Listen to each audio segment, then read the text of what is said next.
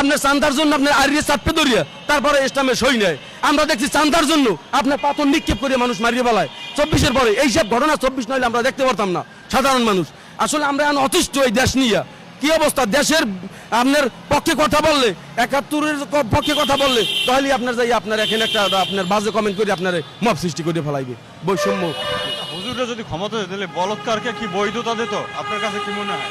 আমি এখন যে অবস্থা আপনার যে ক্ষমতা না পাইয়ে যে রকমের বলৎকার করে শিশুকে যে রকমের দর্শন করে, আর যদি ক্ষমতা পাইতে তাহলে তার কোনো আপনার কোনো সার্টিফিকেট লাগবে না। এরা যেরকম বললা এরকমের আপনার বলৎকার করতে কেউ কথা বলার কেউ থাকতে না। 26-এর নির্বাচনে যদি জামাত ক্ষমতা আসতো আজকে আমরা পূর্ব পাকিস্তানে বসবাস করতাম। এক কথায় আপনার কোনো আপনার স্বাধীনের কোনো কথার নাম বলা যাইতে না, বিভিন্ন রকম ই করা যাইতে না।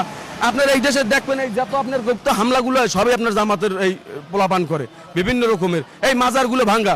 আমি আপনার একটা কথা বলি স্পষ্ট করিয়া, একটা মানুষ জীবিত থাকা অবস্থায় আপনার তার হাজারো পাপ থাকবে, হাজারো আপনার যাইয়া বদনাম থাকবে, বিভিন্ন থাকবে, কিন্তু আপনার জীবিত থাকা অবস্থায় তারে আপনার আইনি ব্যবস্থা নিয়ে তার বিচার করবেন, এই না?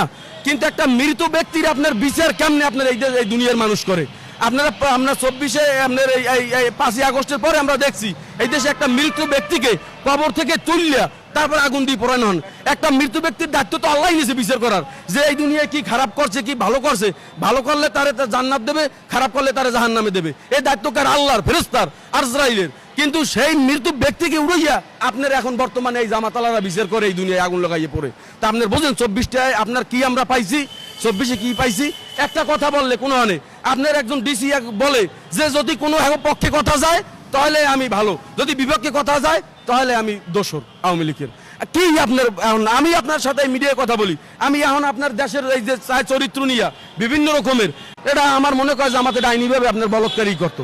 আপনার নাইলে জামাত একবার দেখছেন বলৎকারের বিরুদ্ধে আপনার এই রাস্তায় নামছে, বলৎকারের বিরুদ্ধে এই যে পোলাপানগুলো যে আপনার যে দর্শন করে, এই যে বলৎকার করে হুজুররা, জামাতের একটা আপনার দেখছেন কোন সংগঠনের লোক আপনার নামিয়ে বলছে যে এই যে বিচার চাই? আপনার এই যে দর্শন, এই যে আপনার 17 বছরের এই যে মাজারগুলো ভাঙছে, কোন সময় একটা জামাতের দেখছেন যে এইটার বিচার চাই? আসলে যে আপনার যে মাজারে আপনার ও যদি ওই জায়গায় যদি আল্লাহরে ডাক কেউ পাইলে ওর যার নামে ওই করবে, ওর তো আল্লাহ জ্ঞান দিয়েছে। ও যদি বলে ওই যদি ওই আপনার মাজারে যাই ও মাথা ঠুকরাই আল্লাহরে পাইবে, ও পাও। আমি মসজিদে যাই আমি আল্লাহরে পাবো, আমি পামু যে যেরকমের। এখন আমি যদি আপনার এই কারণে তোমরা হলে এই যে হিন্দু আছে, এই যে খ্রিস্টান আছে, প্রত্যেকটা বাড়িঘর ভাঙচুর তো তোমরাই করো। এই যে বিভিন্ন ধর্মের লোক আছে, আল্লাহ তো তোমার সৃষ্টি করছে, তুমি তোমার জায়গায় তোমার যে তুমি যে ধর্মে আসো তুমি এইটারে ফুটেই চলো তোমার ইবাদত দিয়া। তুমি কেন যাইয়া তুমি মাদ্রাসা ভাঙবা? কেন তুমি যাইয়া একটা মাজার ভাঙবা? কেন তুমি যাইয়া আপনার মন্দির ভাঙবা? যে ধর্ম আল্লাহ দুনিয়ায় পাঠাইছে, যে আপনার হিন্দুর গর্বে পাঠাইছে তা আল্লাহ সিলেক্ট করে আর হিন্দুর ঘরে পাঠাইছে।